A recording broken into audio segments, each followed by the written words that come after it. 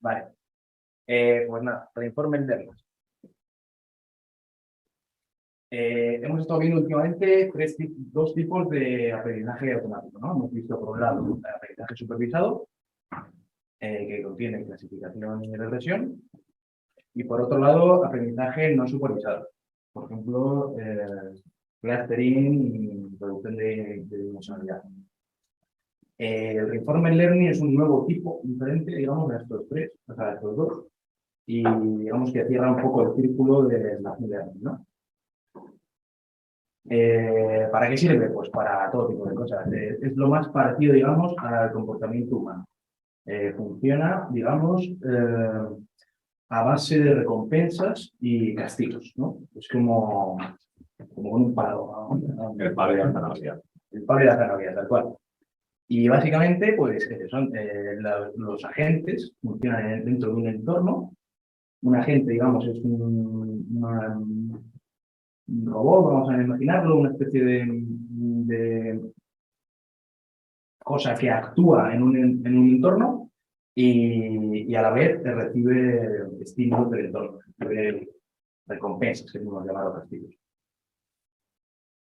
¿Para qué sirve? Para un montón de cosas. Sirve para hacer, por ejemplo, temas de robótica, para mover robots, para juegos, para un escenario estos de OpenAI que tienen los Atari estos, que hace en 2013, creo, pues resolvieron todos los juegos de Atari utilizando una DQN, o sea, un algoritmo de Reinforcement Learning. Sí, y con todo performance superhumana. O sea, juega mejor que tú a cualquier juego. Eso está claro.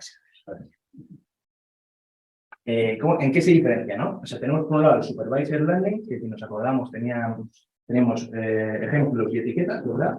¿Cómo aprendemos? Tenemos un montón de ejemplos de, por ejemplo, fotos de perros y tenemos etiquetado que ese foto es un perro y, por ejemplo, si tenemos también gatos y queremos clasificarlos, pues tenemos foto de gato y etiqueta de gato, foto de perro y etiqueta de perro.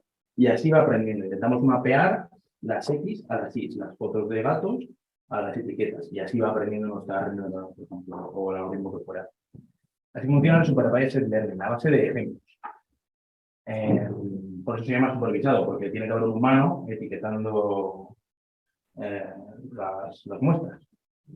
Por otro lado tenemos un Supervised Learning, que en este caso simplemente tenemos muestras y el algoritmo solo, digamos, que detecta patrones, ¿no? Por ejemplo, lo que hemos hablado antes de la reducción de dimensionalidad. Es lo de la póntelo delante que siempre está grabando la espalda. Ya, ¿y cómo lo hacemos?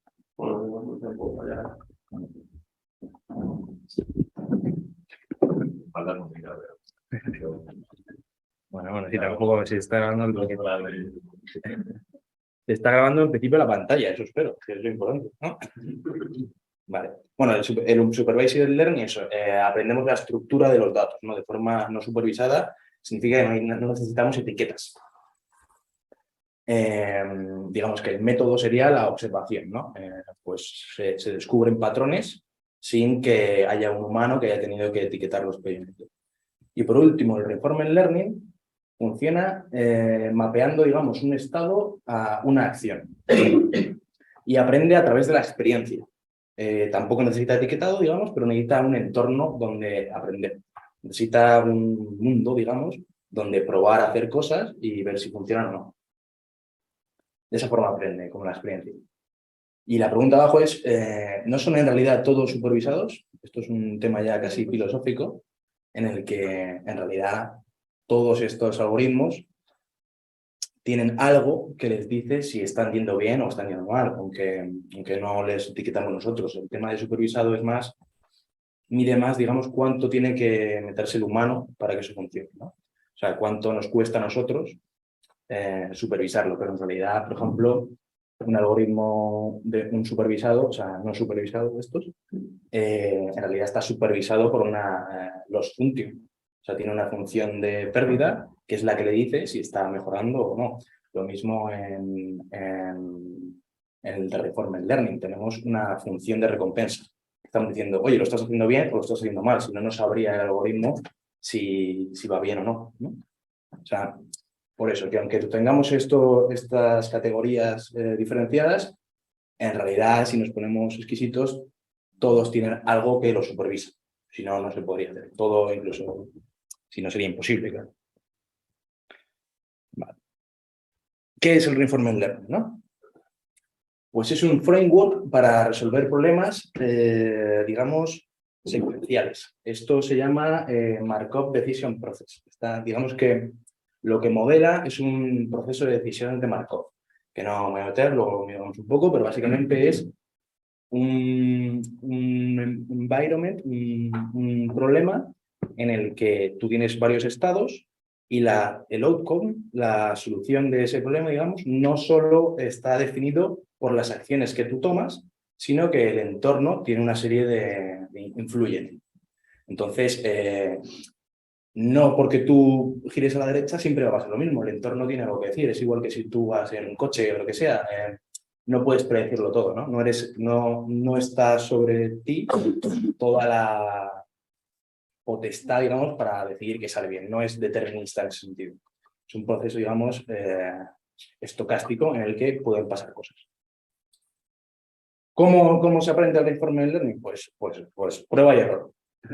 Actúas en el entorno y si funciona bien, el algoritmo va aprendiendo que eso es lo que tiene que hacer y si hace algo que no quieres, pues tiene una recompensa negativa y el algoritmo va aprendiendo que eso no tiene que hacerlo. Lo típico, ¿no? Un puzzle o ¿cómo se llama? Un laberinto, pues si, por ejemplo, tienes que llegar al final, pues cuando llegas al final te dan una recompensa, si no, no. Puedes ponerle recompensas intermedias, a lo mejor, luego lo veremos, para ayudar a que aprenda más fácilmente. Bueno. ¿Y para qué sirve? Pues para lo que hemos dicho antes, para juegos de todo tipo. Los juegos es el entorno perfecto porque viene un environment ya. O sea, es muy fácil, esto funciona muy bien para videojuegos, por ejemplo, o para juegos de mesa o tal, porque tienes un environment fijo, un tablero o un mundo virtual en el que actuar y ver qué pasa, ¿no? Y recibir eso, feedback. También funciona pues, para robots, para temas de conducción autónoma, bueno, para un montón de cosas. David, una pregunta. Sí. En el mundo real sabemos recompensa. Podemos ver nuestras recompensas. En este caso, ¿cómo se ve la recompensa? Ahora lo vemos. Por ejemplo, imagínate un videojuego, ¿vale? Tienes a Super Mario que va por el mundo y tú quieres ver cómo harías para que Super Mario llegue al final del nivel, ¿no?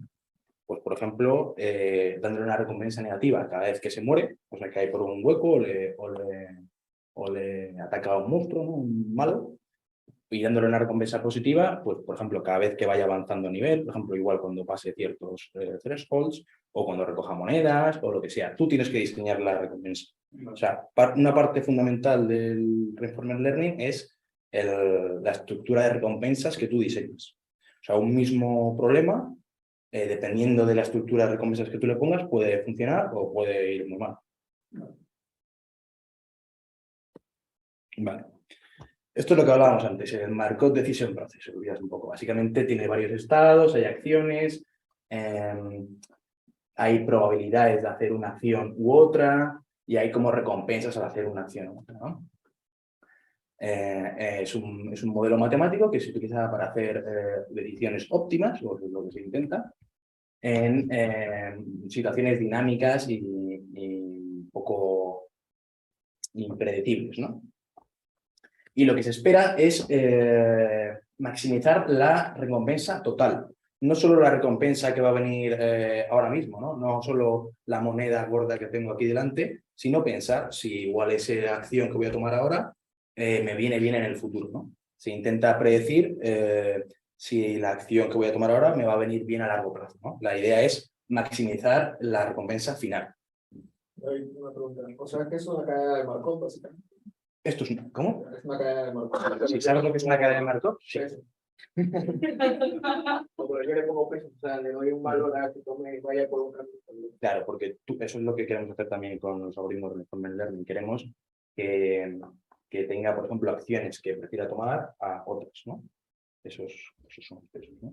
En realidad, lo importante de una cadena Markov de estas, un Markov Decision Process de estos, es que el estado que se elige, digamos, la acción que se va a elegir, solo depende de tu estado actual, no depende de lo que ha pasado antes. Ese es, digamos, se llama la propiedad de Markov, que es básicamente, pues lo que ha pasado antes no importa, solamente importa lo que viene ahora. Esto es entre comillas, hay algunos algoritmos que se saltan un poco, pero en principio quedas con esto. Si no sabes lo que ha pasado antes, ¿cómo aprendes? Una cosa es que aprenda y otra cosa que para decidir lo que va a hacer ahora solo tenga en cuenta el estado actual y las acciones que pueda tomar. O sea, tú le metes inicialmente a unos valores de estas. No, esto puede empezar todo a cero y la gracia es que el algoritmo va aprendiendo. Lo que antes, de alguna forma, lo podrías meter como parte del entorno, o sea, como contexto. ¿Cómo? O sea, por ejemplo, que a lo mejor no tiene en cuenta los estados anteriores, pero de alguna forma podrías hacer como si el estado actual contuviese, digamos, acciones pasadas. De hecho, eso es un truquillo que se hace sí. O sea, yo, por ejemplo, para enfocar a lo mejor necesitas saber lo que ha pasado antes. Entonces, a lo mejor este tipo de algoritmos no podrías. La historia puede ser parte del estado, ¿no? sí, pero la historia, eso es un truquito que se hace, por ejemplo, en los juegos de Atari estos que he hablado antes, lo que se hace es coger 3 o 4 valores para ver lo que está pasando, para ver la acción que está sucediendo, porque si no, digamos que la red neuronal convolucional que se utiliza para resolver el juego del breakout de los ladrillitos, no sabe hacia dónde está yendo la bola, si solo tiene un punto exacto. Si tú le pasas una foto, no sé si está yendo para allá o para allá. Entonces lo que se hace es que como parte del estado se le pasan 3 o 4 frames y así digamos que tiene información de la dirección que tiene. Sí, pero eso es un truco, digamos, eso es aparte. Y estaba pensando por eso, que, por ejemplo, para el ajedrez sí se puede porque da igual lo que haya. Y hay otros algoritmos que hacen más. La idea es que esto es la teoría básica, pero evidentemente es bueno tener información del pasado a veces, claro. Vale, ¿cómo funciona un algoritmo de estos de reinforcement? Es un feedback loop, digamos, ¿no? Como las GANs. Hay algunos que sí, hay algunos bastante parecidos, pero que no vamos a ver. Tenemos al agente, que es nuestro robot o el bichito que se mueve en este mundo, ¿no? Depende de lo que sea. Y lo que hace es, hace acciones en el entorno para intentar conseguir recompensas, ¿no? Este es el entorno, que es donde el bicho se mueve, donde el robot o el agente o el Super Mario o lo que sea, digamos que tiene lugar la acción. El entorno proporciona recompensas a la gente dependiendo de las acciones que hace. Si Super Mario coge una moneda, le dan una recompensa. Si Super Mario se cae al vacío, pues le quitan, ¿no? Y también el agente, digamos que observa el estado del mundo, ¿no? Puede ver o percibir o tiene alguna información de cómo es el mundo, si no, no podría saber si va para un lado o para otro, ¿no? Puede o verlo con una red neuronal, digamos, o tener tú varios parámetros que son a los que tienes acceso, ¿no? A lo mejor solo tienes acceso a la velocidad del coche, ¿no? O lo que sea. Entonces solamente puedes utilizar eso para estimar tu movimiento, ¿no? Pero bueno, se entiende esto más o menos, ¿no? Es un feedback en el que en cada trayectoria, bueno, luego hablaremos, ¿no? Pero en digamos, cada vez que el algoritmo se va entrenando, pues eso es un bucle de feedback en el que se va, digamos, entrenando cada vez que le van pasando recompensas y va haciendo acciones. La idea general es maximizar la recompensa total de la trayectoria. Vale. Algunos conceptos de esto. Tenemos por un lado el estado de un environment, de un sistema, que es, digamos, todas las posiciones del sistema completas, digamos, una descripción completa del sistema.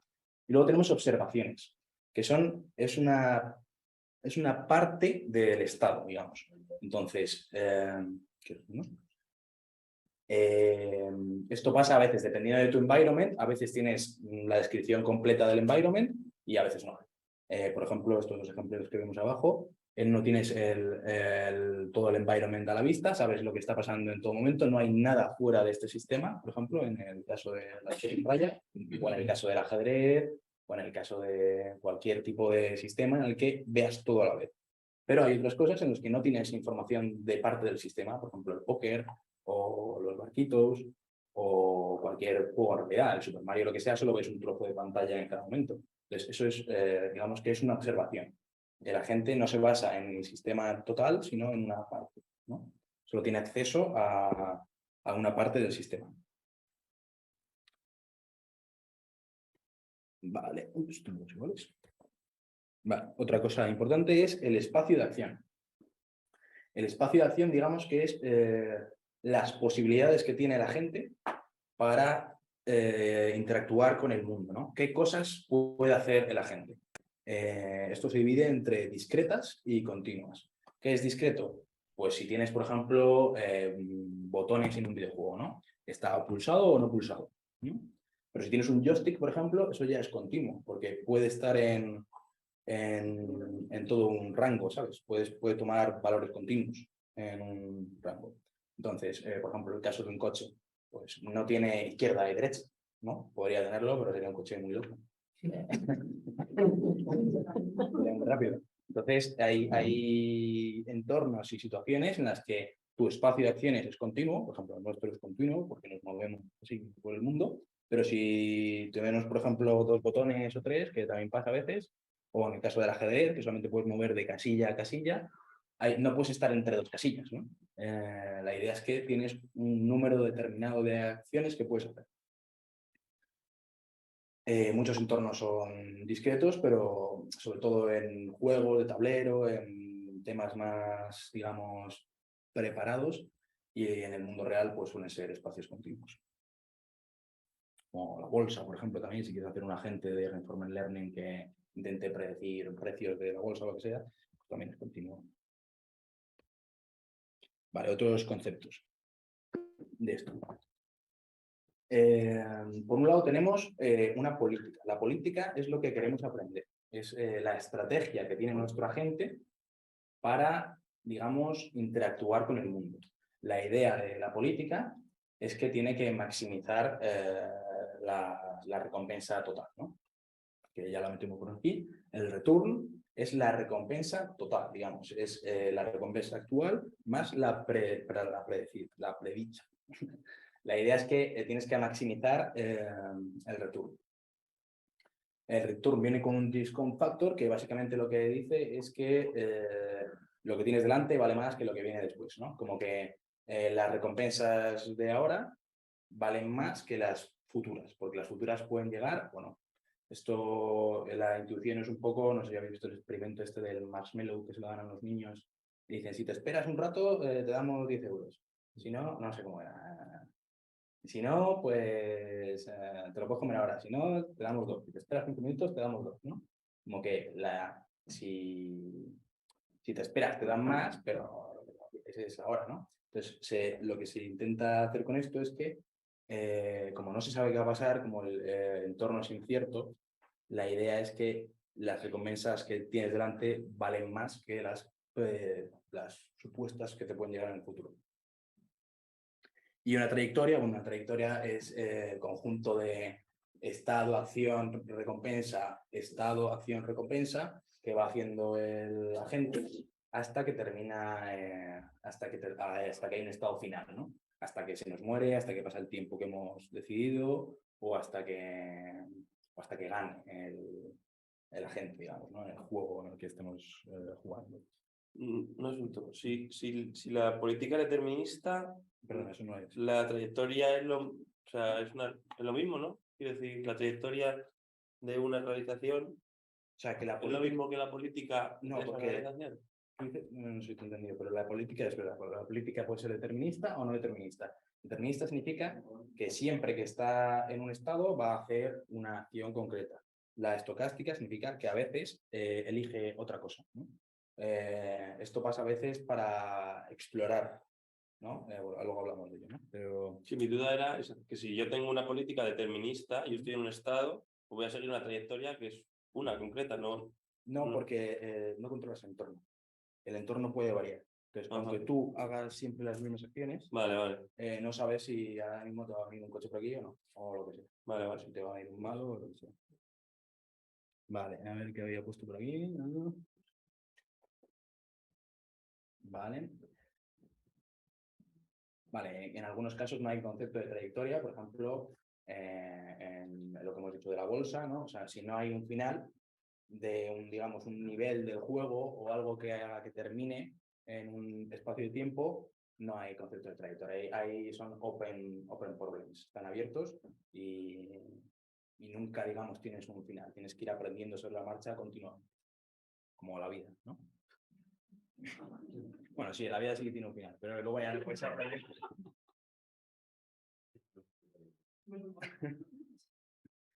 Vale, lo que hemos dicho antes del reward y el return. Vale, ¿qué es el reward? El reward es lo que nos da el environment para decirnos si lo estamos haciendo bien o lo estamos haciendo mal. Y el return es las recompensas acumuladas, el reward acumulado de toda una trayectoria de estas, ¿no? Viene al final de la trayectoria, el reward se llama sparred, o sea, perdón. Si el reward o la recompensa, perdón que lo diga en inglés, que son todas las palabras en inglés y se habla así. Si la reward solo viene al final del nivel, decimos que es sparse. Pero muchas veces lo que queremos es meterle más recompensas intermedias para ayudar a que aprenda. Si nuestra gente solo aprende que lo está haciendo bien cuando llega al final del nivel, pues se puede morir de asco hasta que llega al final del nivel a veces, ¿no? Si es difícil el nivel o si es un laberinto complicado, lo dejas ahí haciendo cosas, el pobre no sabe si lo hace bien o lo hace mal, a menos que le pongas, digamos, recompensas intermedias. Esto también es un problema luego, pero es muy complicado. Una de las cosas más chungas de esto es las recompensas. Cómo definir una recompensa correcta, digamos, que no se vaya por donde no queremos, ¿no? Es como pedirle un deseo a un genio y tener mucho cuidado con que, como había un episodio de Los Simpsons, ¿no? Quiero un sándwich de pollo, pero no he dicho que no quiera un pollo. No me acuerdo cómo era exactamente, pero tienes que ser muy exacto, digamos, con lo que quieres, porque si no te puedes hacer mal. O sea, imagínate que hay un ejemplo luego, pongo un vídeo. ¿Qué más iba a decir por aquí? Bueno, los agentes intentan maximizar los returns sobre toda la trayectoria. Y bueno, esto es lo que decíamos antes de que el valor de una reward es mayor cuanto más cercano está esa reward a nosotros, ¿no? Cuanto más lejos está la reward, menos valor para nuestra gente tiene porque puede que nunca llegue ahí. ¿El poner recompensas parciales puede generar mínimos locales? Sí, y eso es uno de los problemas que vamos a ver luego también. Se llama reward farming y se te queda embuclado el bicho consiguiendo moneditas y al final nunca llega al final, porque está todo el rato consiguiendo recompensa y se te atasca. Como cuando veis TikTok. Sí.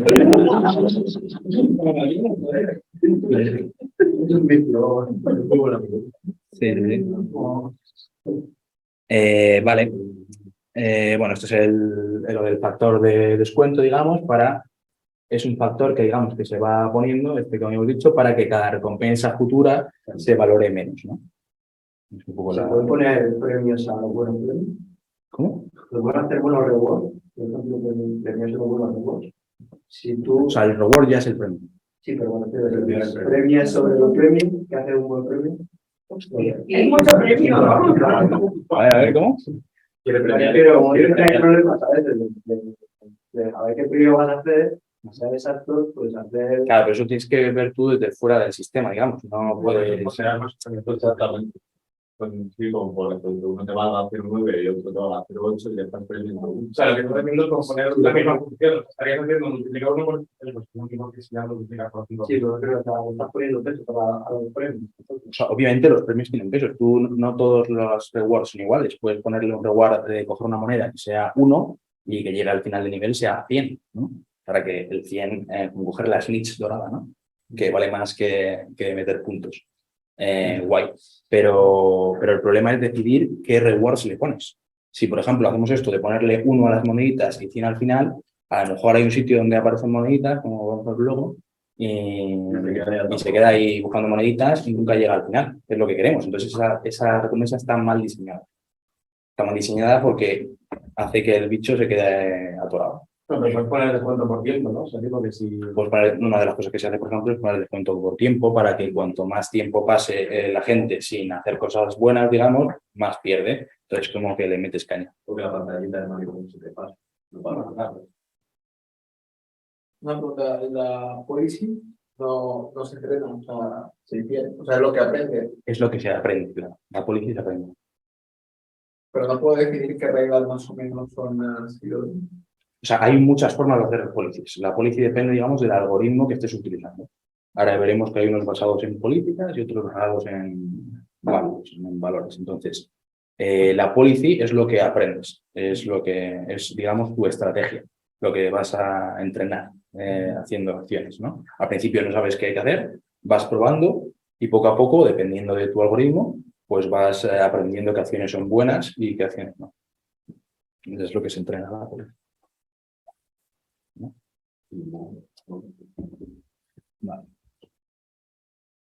Vale, reward shaping, justo lo que estamos hablando. Vale. Básicamente, el reward shaping es una técnica, digamos, bueno, son un conjunto de técnicas que se dedican a esto, a buscar cuál es la estructura de recompensas idónea, ¿no? O la mejor estructura de recompensas para nuestro problema. Es una de las cosas más importantes y donde más se puede cagar y donde más incluso puedes mejorar el algoritmo. O sea, diferentes algoritmos, o sea, a veces es más importante la reward que qué algoritmo estés utilizando o qué estés haciendo. Por ejemplo, una idea del ajedrez, ¿no? En lugar de darle a la gente una reward al final del juego, si ganas o pierdes una partida, le puedes dar una reward cada vez que se coma una pieza. O una reward cada vez que, dependiendo de la que se coma, tal. O bueno, hay otras formas. Pero la idea es ir poniéndole más fácil al algoritmo aprender. Porque si no es muy difícil que converja. Si están muy separadas las rewards, tiene que probar muchísimas más cosas antes de llegar a esa reward. Entonces es más difícil de entrenar. No sé si me explico. Claro.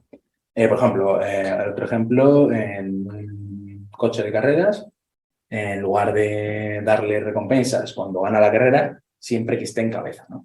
Si está en cabeza el coche, pues le da recompensas. Significa que lo está haciendo bien. Entonces, no esperes a darle recompensas al final, porque va a tardar mucho más en converger. Igual esto tiene otros problemas. Igual si está todo el rato en cabeza, intenta ir siempre en cabeza, pero pegado a los otros, igual puede tener otros problemas. Hay que ir viendo cómo funciona. Pero todo esto, digamos, que se te puede salir el tiro por la culata a veces. Te crees que va a ir mejor una política y va mal porque bueno, se queda atascado en algo. Mira, esto es lo que quería poner. No sé si se va a ver. ¿No? Básicamente. ¿Qué juego? El juego de los pechecitos que jugamos. No me acuerdo, macho. Mira, este es un agente que se queda...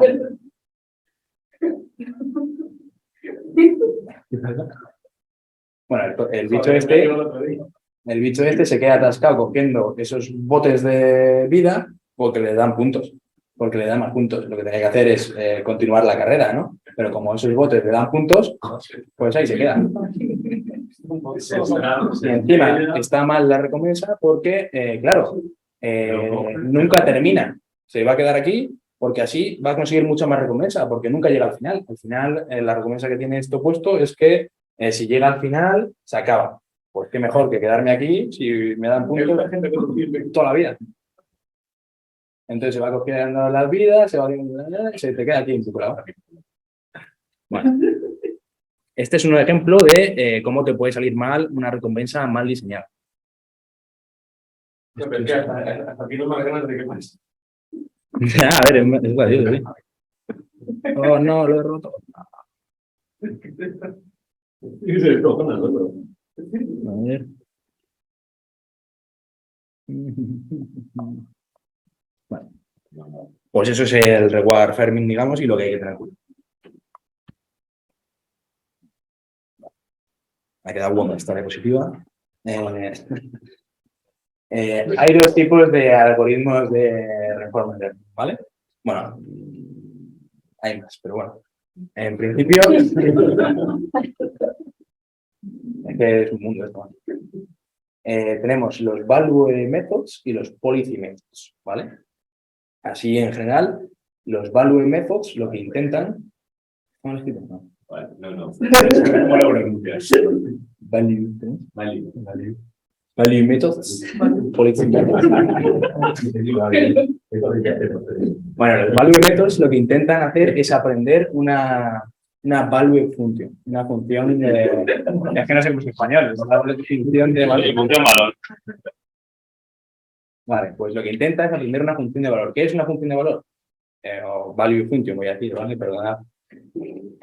Lo que intenta aprender una value function es, digamos, lo bueno que es un estado actual o una pareja de estado-acción.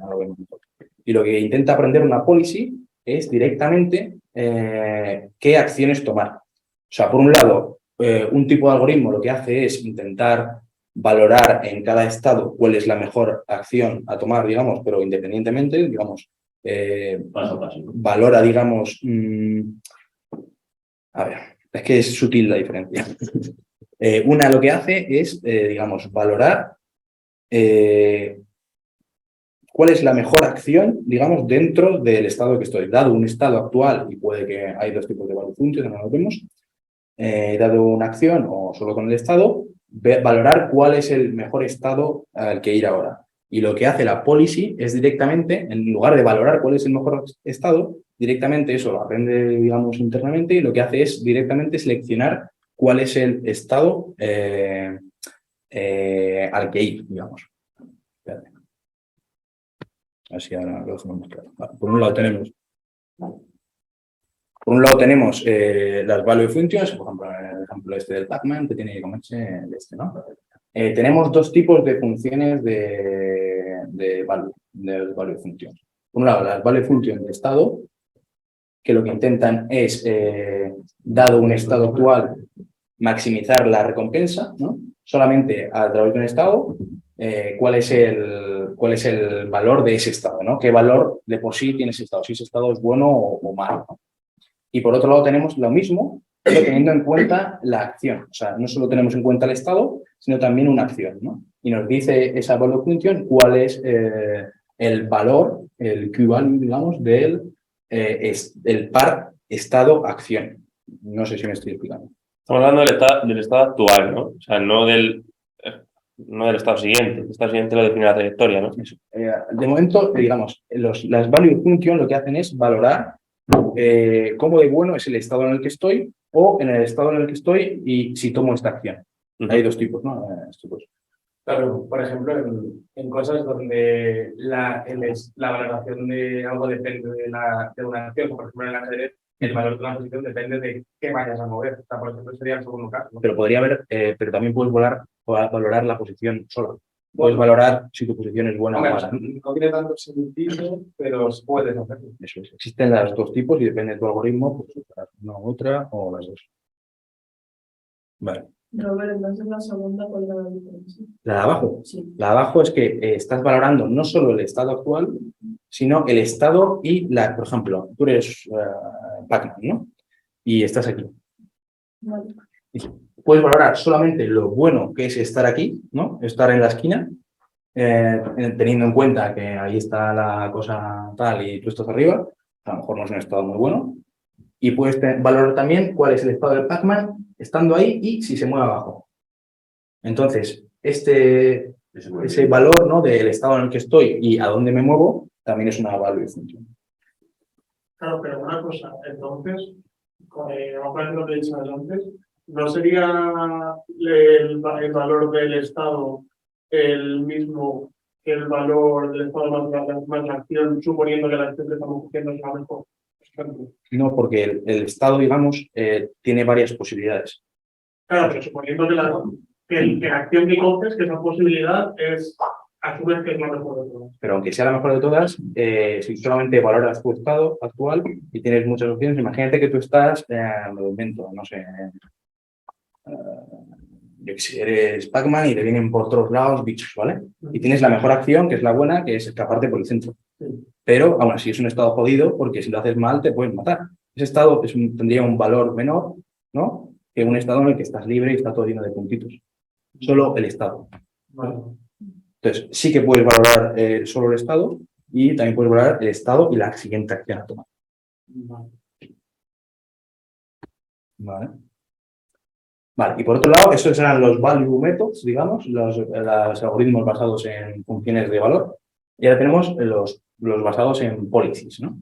Aquí lo que se intenta aprender no es el valor de mi estado ni el estado de acción, sino, dado un estado, qué acción tomo directamente. No qué valor tiene el estado tal, sino cuál tengo que tomar, ¿no? Es una política, ¿no? Me dice cómo actuar, es como una estrategia. Aprende esa serie de reglas que le dicen a mi agente cómo moverme. Entonces, es sutil la diferencia, ¿eh? No sé si lo pilláis. Por un lado, pues, se valora el valor y por otro lado, lo que hace se valora el valor, vaya. Por un lado tienes las funciones value, que lo que te dan es una estimación, digamos, de cómo de bueno es tu estado o tu estado de acción. Y esto lo que te hace es directamente, es una función que te dice, dado un estado, ¿a dónde voy? ¿A qué casilla, digamos, o qué movimiento o qué acción que tomo es la que debería tomar? ¿Ves? También hay deterministas y estocásticas. Y bueno, básicamente mapean cada posible estado a una distribución de probabilidad. O sea que básicamente me dicen, estando aquí, deberías ir un 80% de las veces aquí, un 20% aquí. Y la idea es la misma de siempre, maximizar el expected return. Vale. En DeepRL, Salud. esto es en Reinforcement Learning en general. Y en Deep Reinforcement Learning, la función es una neural network. En Reinforcement Learning clásico, pues se hace con otras movidas, digamos, con otros parámetros. Y la idea del Deep Reinforcement Learning es meterle redes neuronales a esto. Para que la función que aprenda, la policy esta, sea una red neuronal. Vale. Y esto es clave. ¿Por qué son tan parecidos lo del value y lo de la policy y cuesta entenderlo y tal? Porque en realidad son equivalentes. Si tú tienes una función de valor óptima, te da como consecuencia una policy óptima. Si tú en cada momento sabes cuál es el mejor estado, al final te vas a mover bien siempre. O sea, son equivalentes. De hecho, hay algoritmos que utilizan los dos y tal. No lo vemos. Entonces, esta es un poco la idea, ¿no? Que son esas dos formas de ver estos problemas, en realidad son compatibles, son equivalentes, ¿no? La diferencia es cómo llegas, ¿no? Claro. Entonces, la idea es que si tú tienes tienes una maquinita que siempre te dice dónde moverte perfectamente, en realidad, aunque tú no sepas cuál es la policy, es la policy en realidad, porque siempre te vas a mover al estado correcto. Aunque no tenga, lo otro sería tener una maquinita que te diga a dónde moverte. En realidad es muy parecido, ¿no? Pero se aprende diferente. Un poco uno es cortoplacista y el otro es a largo plazo. Da la impresión, por lo que cuando estuve también mirándolo, uno que se baja más, por eso habla también de lo de que no se encasquille la gente en un valor, digamos, menor, hay que tener ahí cuidado para que no se encasquille ahí. Eso son, digamos, es un problema, digamos, a la hora de entrenarlos y cómo llegar a estas cosas. En el mundo ideal, si tú tienes una policy óptima, deberían ser equivalentes. O sea, si tuvieras una función de valor óptima, debería ser equivalente a tener una policy óptima. Vale. Bueno, esto lo paso rápido, ¿eh? ¿Y hay alguna regla que te digan cuál usarla? Esto es, digamos, para dividir, estamos dividiendo, digamos, qué tipos de algoritmos hay. Hay unos algoritmos que se basan en policies, otros en values, otros en las dos. O sea, no es que uses una u otra, sino que son, digamos, una división de los tipos de algoritmos que hay, ¿vale? En Reinforcement Learning. Pues habrá unos de un tipo, otros de otro y otros de otro. Vale, esto voy a ir muy rápido,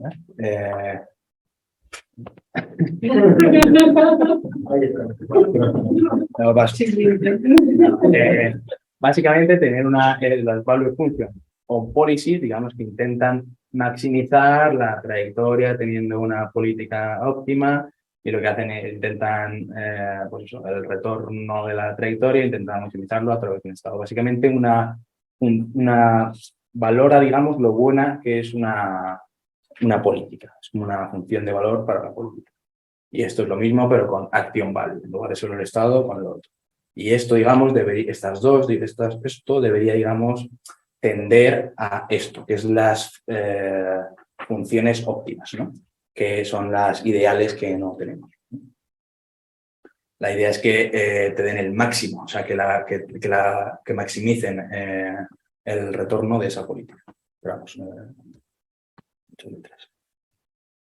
vale, explore trade-off. Esto es un tema clave en esto de Reinforcement Learning. Hay un trade-off, ¿no? Hay no sé cómo se dice en español. Costo de oportunidad. ¿Costo de oportunidad? Bueno, pues digamos que hay un compromiso.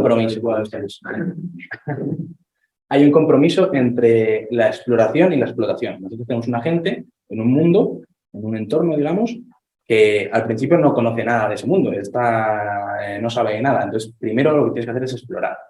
Normalmente estos algoritmos empiezan explorando de forma aleatoria, van probando acciones, como si le das a tu hermano pequeño el mando de la Play y no sabe jugar, pues va a empezar a tocar botones a ver qué pasa, ¿no?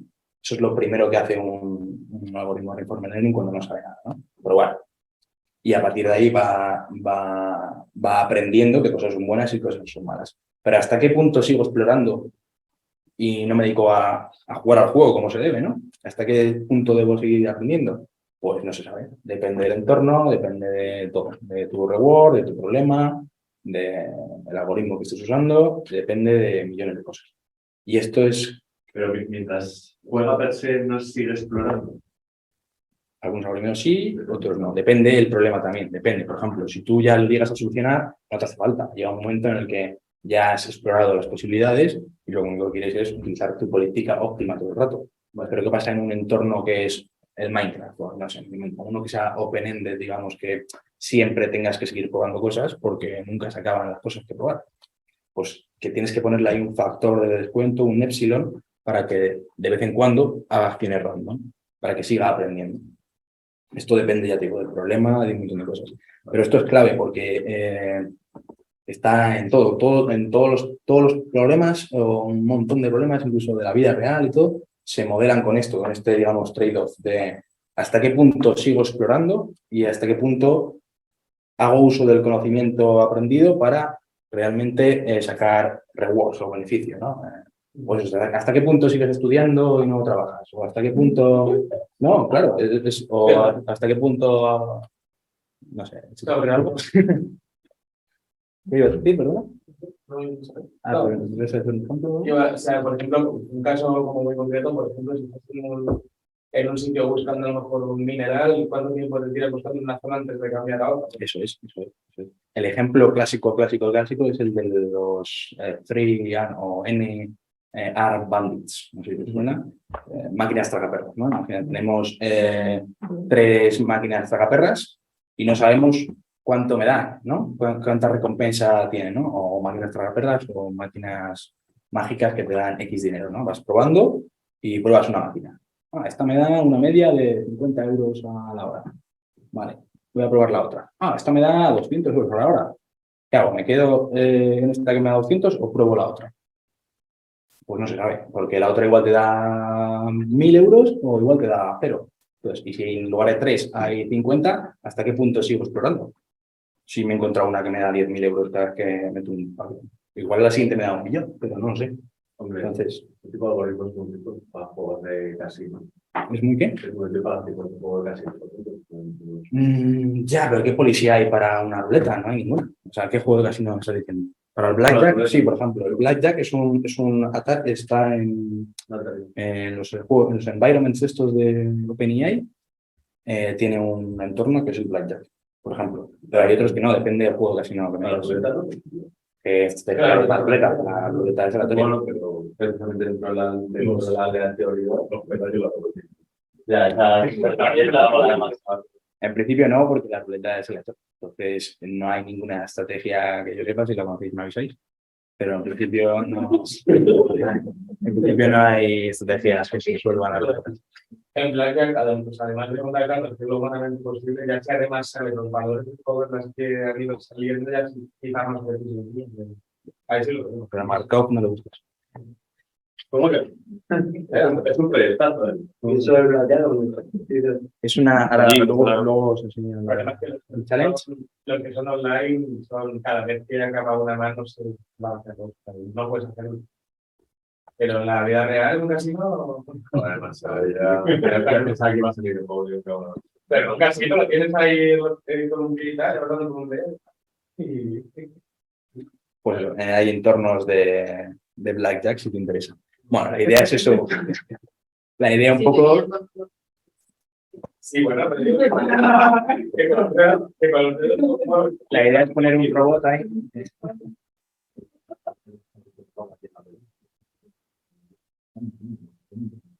Bueno, la idea un poco es que para hacer una estrategia a largo plazo,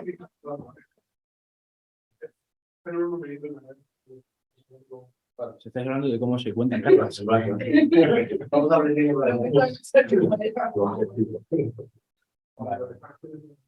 Bueno, la idea es un poco eso, que para hacer estrategias buenas a largo plazo a veces hay que hacer sacrificios a corto plazo, ¿no? Hay que explorar más para que te salga mejor o saber cuándo cortar. Depende del entorno y de tu problema y de muchas cosas.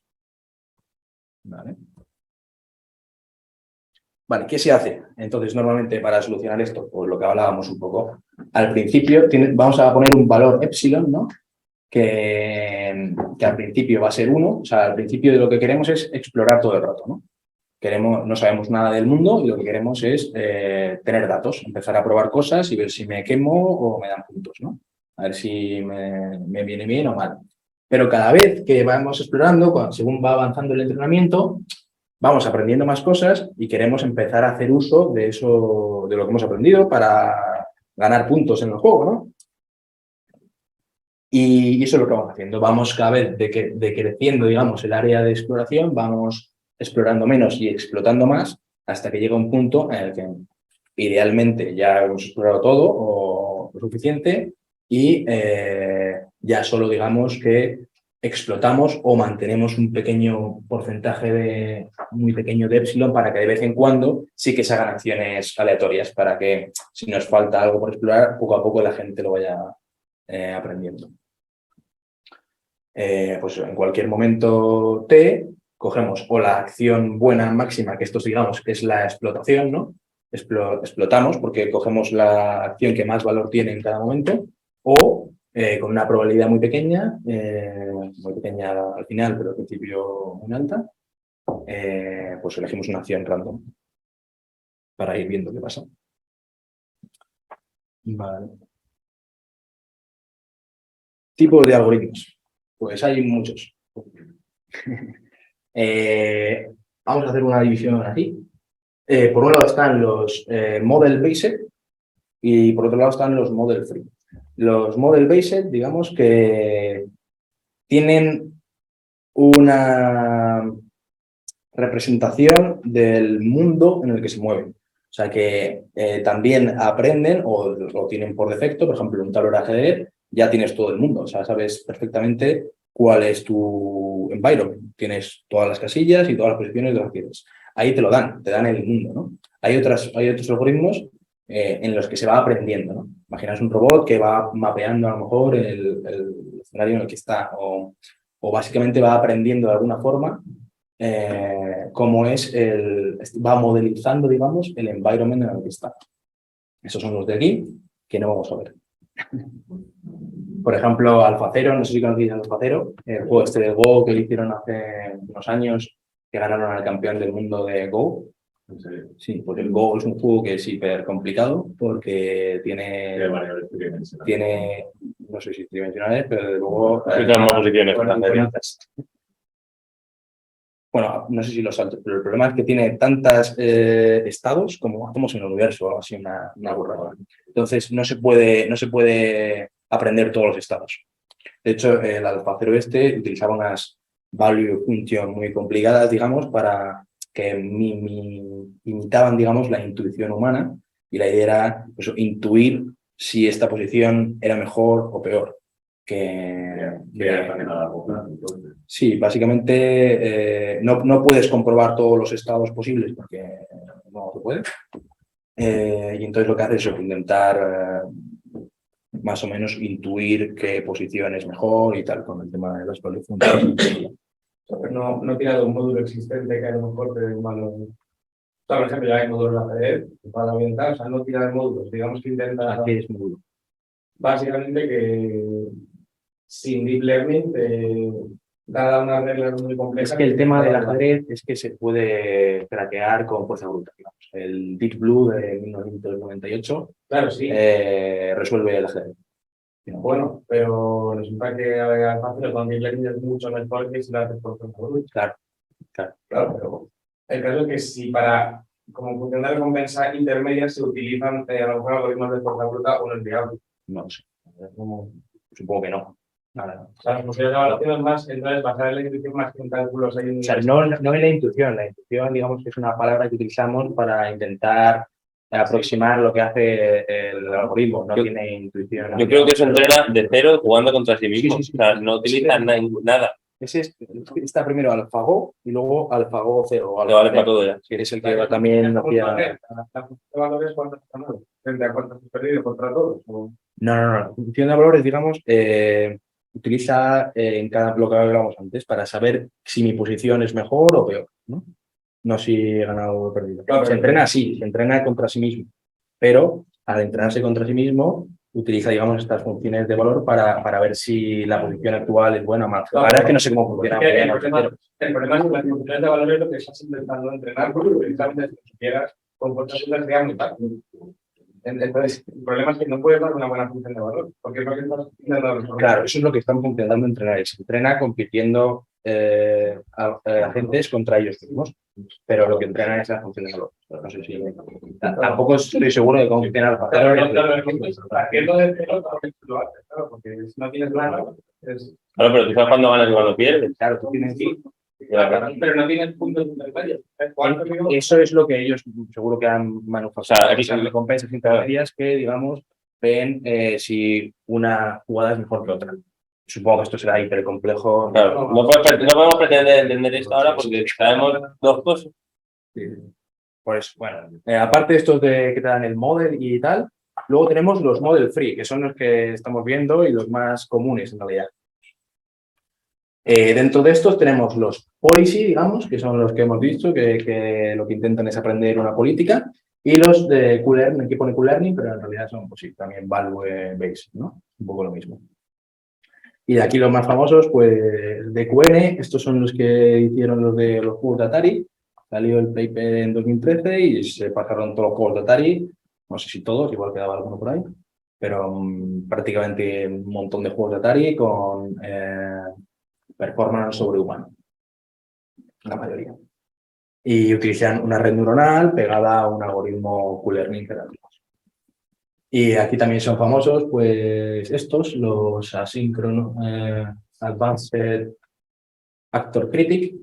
Los Actor Critic funcionan parecido a las GANs, parecido a las GANs, pero tienen dos redes, ¿no? Una es el actor, que lo que entrena es una función de una policy, entrena una policy function, y luego está el crítico, que lo que hace es entrena una value function. Entonces el crítico, digamos que le dice al actor cómo está haciendo, ¿no? Como que se ayudan entre sí, se van entrenando para que uno vaya actuando y el crítico le va criticando, digamos, si lo está haciendo bien o mal, ¿no? Un poco, bueno, recuerda un poco a las otras. El PPO también es muy famoso, Proximal Policy Optimization, bueno, hay un montón, la verdad, y son... Nada, no vas a notar que cuando yo estoy mirando para hacer mi píldora, veía como, bueno, lo que tú dices, ¿no? Que hay una diferencia muy sutil entre lo que es la recompensa y lo que es por los conocimientos que adquieren por el... O sea, los value methods y los policies. Sí, entonces, al principio, cuando había el Q-Learning ese, en una fuente vi que era que se basaba en la póliza y luego en otra fuente vi que se basaba en el valor.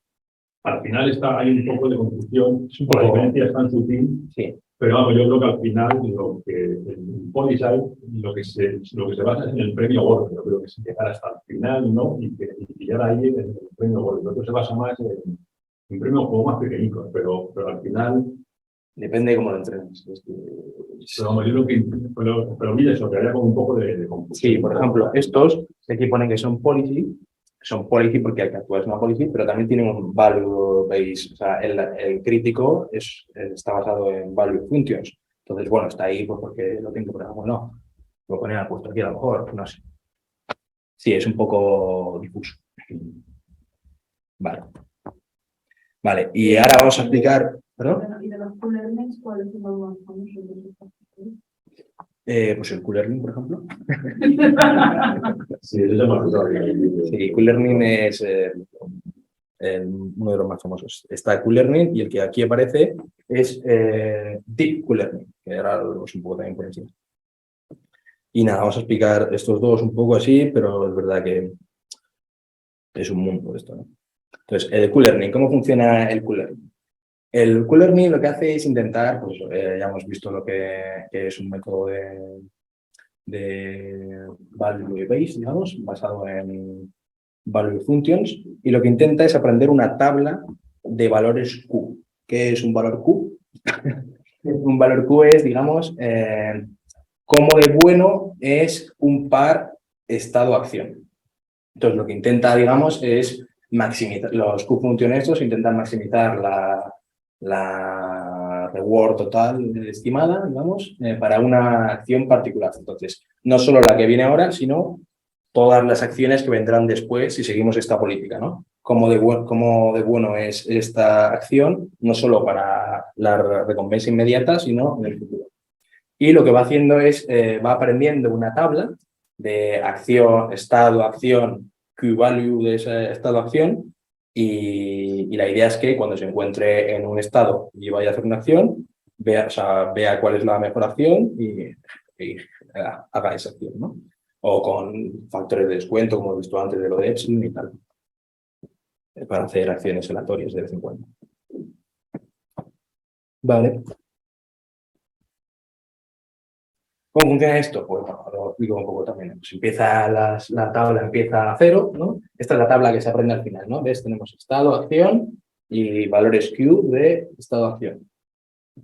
Entonces, empieza en 0, elegimos un estado, elige una acción al principio de forma aleatoria. Al hacer esa acción, el entorno me da una recompensa y pasas a un estado siguiente, ¿no? Y eso es lo que vas aprendiendo, ¿no? El pack de estado, acción, recompensa, estado siguiente. Y luego volvemos a empezar. El siguiente estado es el siguiente, ahora es el estado 1 y empiezo otra vez. Así se va aprendiendo la tabla esta de valores Q. Lo que decimos, para que explore, le ponemos generamos un número aleatorio y si es mayor que epsilon, pues cogemos el valor mejor de la tabla de los que haya en ese momento, porque esta tabla se va actualizando, es lo que se aprende. En este algoritmo lo que aprendemos es esta tabla. Entonces, cuando tengamos la tabla, si la tenemos de forma óptima, lo que queremos es optimizar esta tabla para que, dado un estado y una acción, siempre tenga, digamos, siempre pueda ver qué valor es cuál es el par estado-acción que más me conviene. Por eso es un value method de estos, porque estamos viendo el par estado-acción. No sabemos, no me está diciendo nada de qué moverme, sino me está diciendo cuál es el valor de cada estado. Luego ya elijo si quiero irme al mejor o si quiero hacer una acción random porque ya forma parte de mi algoritmo. Pero la parte random es solo para aprender, ¿no? O luego cuando ya lo hayas entrenado. Sí, en principio, cuando lo entrenas ya debería coger la máxima y ya está. En principio Pero ya... si una acción es matar al conductor, claro, no es. ¿Cómo? O sea, que si una acción es seguir recto y de repente hay un carro y la acción aleatoria de claro.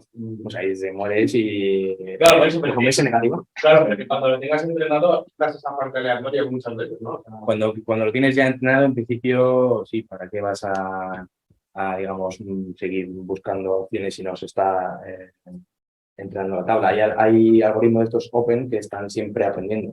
Entonces, si tu escenario es continuo, digamos, lo que hemos visto antes pues eso, de la bolsa o lo que sea, que nunca se acaba, tu algoritmo a lo mejor sí que quiere seguir aprendiendo acciones random y seguir entrando en esa tabla por siempre, digamos, porque siempre puede pasar cosas nuevas. Entonces, pero sí, muchos algoritmos, una vez entrenados, ya no exploran. Esta es la forma que aprende, que básicamente lo que dice es que no solo tiene en cuenta la recompensa actual, sino que tiene en cuenta las recompensas que se van a futuras, digamos, ¿no? Tiene un factor de descuento y un learning rate, ¿no? Alfa, que digamos que van regularizando cómo se actualiza los pesos de la función de la tabla de funciones Q. Bueno, y esto es como funciona un poco. Que está el environment que aporta al agente, pues recompensas, la gente hace acciones, el environment le pasa al estado siguiente una vez ha hecho una acción y está en un estado, y básicamente esto va actualizando la Q-tabla, la tabla de valores Q con el estado siguiente, la acción y la recompensa, ¿vale? Que son las cosas que necesita para ir a... Esto es lo mismo, yo creo. Sí, un poco lo mismo. Cómo se va entrenando, ¿no? Es un poco un pseudocódigo para ver cómo se entrena. Básicamente eso. Vas eligiendo la acción con tu política ready esta de que eliges la mejor acción o con un factor de descuento, o sea, con un epsilon pequeño, a veces una acción aleatoria, lo observas y esta es la misma forma que se va utilizando. Y esto es lo mismo también. Bueno, es un poco, pues si queréis lo hacemos, pero básicamente es cómo partiendo de un estado, la tabla empieza vacía, ¿veis? Los Q-values empiezan a 0 y poco a poco empezamos en el estado S1, por ejemplo, y se va actualizando la tabla según el algoritmo que hemos visto antes, ¿no? Pues si me da una recompensa de tal, el siguiente estado es este, se utiliza la fórmula que hemos visto antes y me da un Q-value de 1. Al final se va rellenando la tabla y lo que te da es que si estás en el S1, pues mejor moverte aquí que aquí. Y básicamente así se va llenando la tabla. ¿Esas son probabilidades? Estos son valor, es como el valor de esa acción. Entonces, no es una probabilidad, tú le deberías dar más probabilidad a las acciones que más valor tengan. En principio, a menos que quieras hacer alguna random. ¿Habrá algún algoritmo de reinforcement que te da la probabilidad? Que te da digamos... Sí, los policy based, los que están basados en políticas, lo que te dan es una distribución de probabilidad de acciones. Te dicen, dado este entorno, digamos, deberías moverte con un 80% de PCs a la derecha y un tal que... Una cosa, entonces, esta tabla tendría que estar llena con todos los estados que puede tener. Por eso no escala. Ahora vemos lo siguiente. El problema de esto, el principal problema de Q-Learning, es que claro, esto muy bien si tenemos 3 o 4 estados, o 5, o 10 o 20. Pero ¿qué pasa si tenemos el Pong o un vídeo, o sea, un juego de estos de Atari que por la entrada te viene una imagen, un conjunto de imágenes que tiene no sé cuántas dimensiones? Porque esto revienta. De hecho, no sé cuánto era por ejemplo, para jugar uno de estos juegos de Atari, no me acuerdo cuál era una locura de estados que era como, no sé si tropecientas veces también los átomos del universo, vamos, intratable. Esto vale para problemas pequeños, pero cuando el conjunto de estados y de acciones crece, esto no se puede mantener. Y ahí entran las redes neuronales. Entonces, lo que queremos es... en lugar de utilizar una tabla, lo que queremos es que haya una red neuronal que aproxime esa función. Y que en lugar de pasarle un estado de acción y te dé un Q-value, le pasamos un estado y me dice el Q-value para cada acción. He aquí el pequeño... La mejora. Sí. Bueno, la mejora es esto, la red neuronal. Sí. Porque esto es lo que va, digamos, a hacer que a partir de cada estado, esto funciona, por ejemplo, para los juegos, pensando con las imágenes, ¿no?, de los jueguecitos de Atari, Pues eso, le pasas las imágenes a la red neuronal y la red neuronal va aproximando esta policy, una red neuronal convolucional como las que hemos visto, que su salida es un conjunto de valores para cada acción, equivalues para cada acción. Y esto no vamos a entrar mucho en cómo se hace porque es un poco tal, pero por ejemplo, en este caso no sería, ¿conocéis este problema? El del carpool, es muy famoso, es básicamente un carro, o sea, esta cosa que se mueve, digamos, en una dimensión y lo que intenta es mantener el palo ese quieto. El palo ese si no se cae. Entonces lo que hay que hacer es para que no se caiga. Y la idea es que no pase de X ángulo. Creo que el entorno este, por ejemplo, también es de OpenAI y tiene 12 grados, ¿no? Si te pasas de 12 grados, has perdido. Si se mueve hacia aquí, no me acuerdo cuánto, has perdido. Entonces, tiene como unos límites en entorno. Y esto es lo que te pasan. No te pasan una imagen, no te pasa nada, no tiene por qué ser una imagen lo que te entre, pueden ser valores, pues como en este caso, la posición, la velocidad, el ángulo en el que está y la velocidad angular a la que se está moviendo el balón. Con esos valores también puedes entrar en una red neuronal, no necesitas que sea un problema hipercomplejo. Igual esto también se podría hacer con una tabla. Pero bueno, en este caso es con una red neuronal. Y lo que te da la salida, pues lo que hemos dicho antes, te da un Q-value para empujar hacia la derecha y un Q-value para empujar hacia la izquierda. Básicamente, ¿qué es lo que me viene bien, no? Si se me está cayendo el palo para acá, pues te dirá, pues empújale para allá para que se te enderece con un 80% de probabilidad, o un 90, un 95, depende de cómo se te esté cayendo el palo. Vale, y esto es lo mismo, pero un poco el ejemplo del Pong, ¿no? El Pong o cualquier juego de estos de Atari. Aquí lo que coge de entrada son los píxeles directamente, los píxeles de la pantalla, de la imagen. Si lo pasas a una red neuronal, convolucional o como quieras, convolucional en este caso porque es una imagen, y te da, como hemos dicho, pues un Q-value para cada acción, digamos. Y bueno, tiene ventajas como el simple, intuitivo y bla, bla, bla. Y bueno, tiene otros problemas que no vale pues, para espacios discretos y cosas así. Vale. Vale, ¿qué tenemos de aplicaciones en el mundo real? AlphaGo, que ya hemos hablado. Esto fue flipante, se esperaba que se hiciera como 10 años después o no sé qué, y fue un logro, digamos, en su momento. También esto se está usando en conducción autónoma.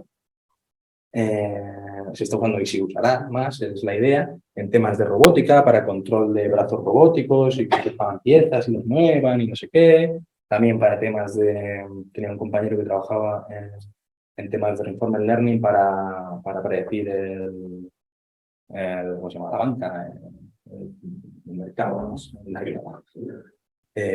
bueno, sí, no sé yo cómo funcionaría, pero sí. ¿Y qué más? Pues para muchas cosas. También se está utilizando esto para, bueno, lo último que ha salido, lo de ChatGPT, no sé si os habéis enterado, que se entrena, ChatGPT es un modelo GPT-3 en realidad, que está entrenado con una cosa que se llama RL with Human Feedback, que es Reinforcement Learning con feedback humano. Básicamente hay humanos que van decidiendo si las respuestas de ChatGPT son buenas o malas, con un botoncito de arriba o para abajo, y eso digamos que es la recompensa. Entonces, entrenándolo de esa manera, ha conseguido unos resultados tan buenos ChatGPT comparado con el modelo base que es GPT-3, que en realidad es el mismo modelo, solo que ha sido entrenado con esta técnica para que funcione mejor. El Opera Assistant han hecho. En Opera Assistant han hecho lo mismo, sí.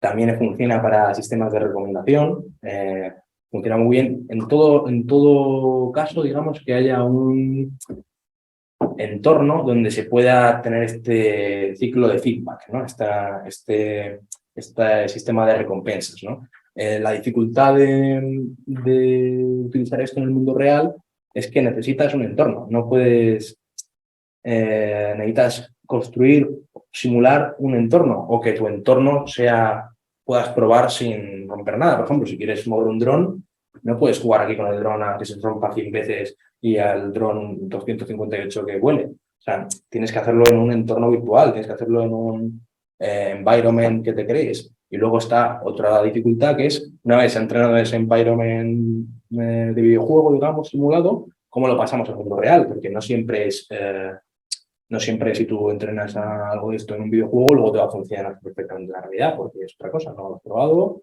y hay ese periodo de adaptación. Y es muy caro probar en la realidad, porque se te rompen las cosas. Los robots, las movidas se rompen.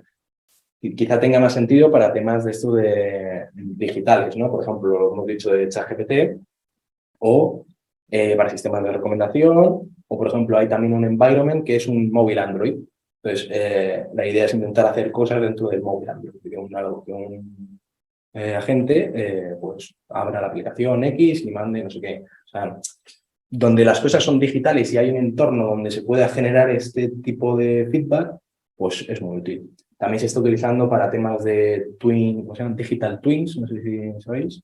Son como gemelos digitales de espacios reales, por ejemplo, una fábrica de Amazon, imagínate, pues te la haces en el Unreal, en virtual, digamos, y ahí puedes probar con tus robots. De hecho, Unity, no sé si conocéis Unity, es un motor de videojuegos que tiene una cosa que se llama ML Agents, que te permite entrenar agentes de Reinforcement Learning dentro del motor. Entonces puedes generar tus propios entornos y entrenar agentes ahí.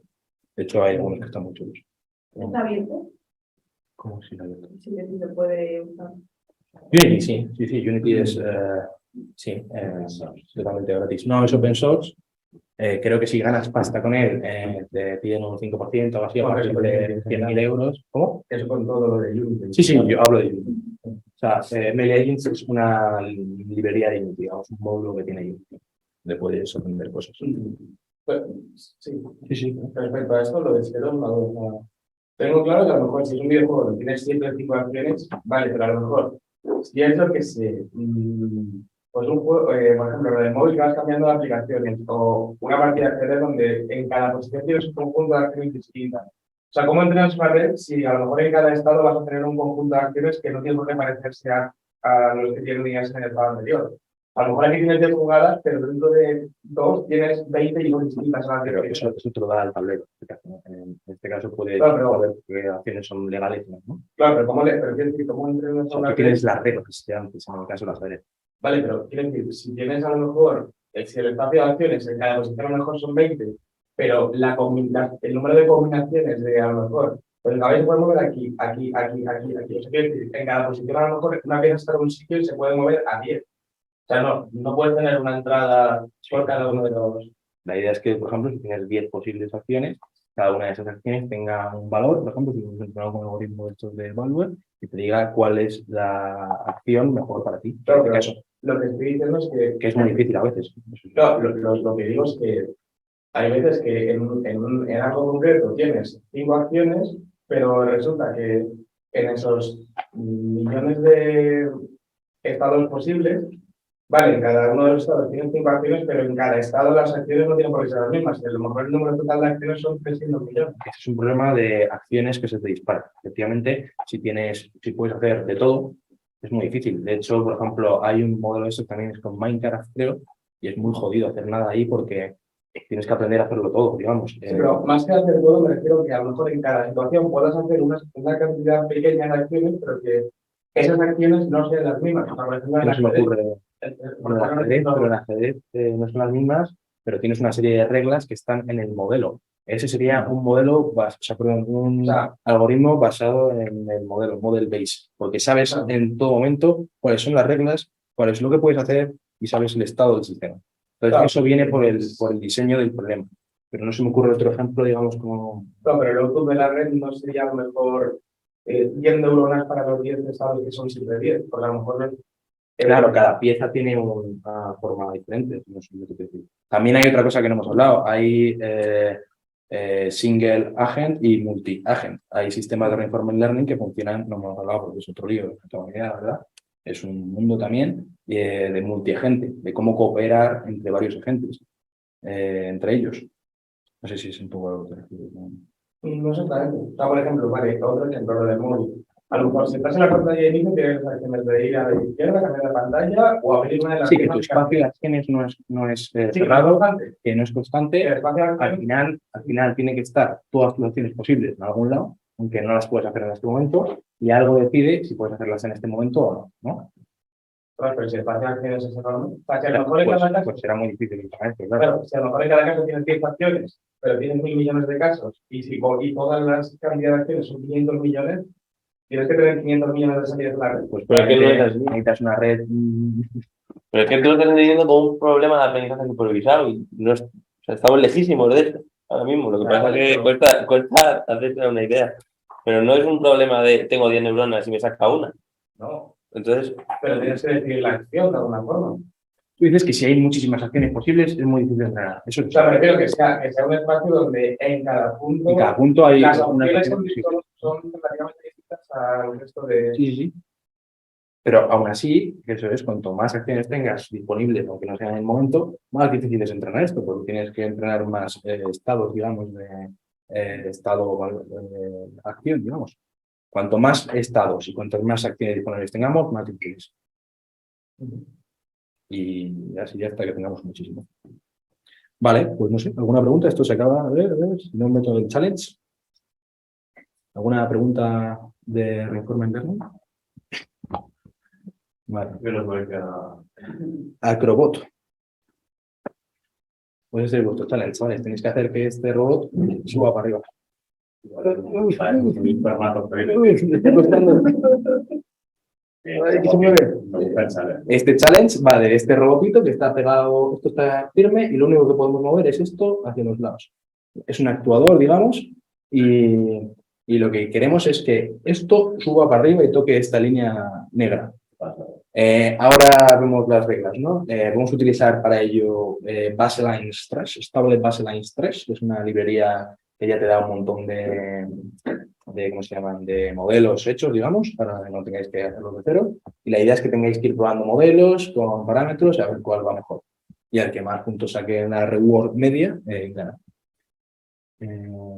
Aquí tenéis algunas tal, por ejemplo, estos dos, sobre todo, este es el de las dos librerías gordas que vamos a usar, que una es Stable Baselines, que tiene un montón de algoritmos de Reinforcement Learning ya, digamos, preparados para usarlos de forma fácil, y Gymnasium, que es el antiguo gym de OpenAI, que ahora se llama el Gymnasium, pues porque sí, se la han llevado de repo y ahora lo llevan estos. Se puede seguir instalando como... Es lo mismo, le pones a Gym y funciona relativamente igual. El problema es que todo esto tiene, no sé, a mí me da la impresión de que está un poco... Pero Quick Install Gym, si lo suele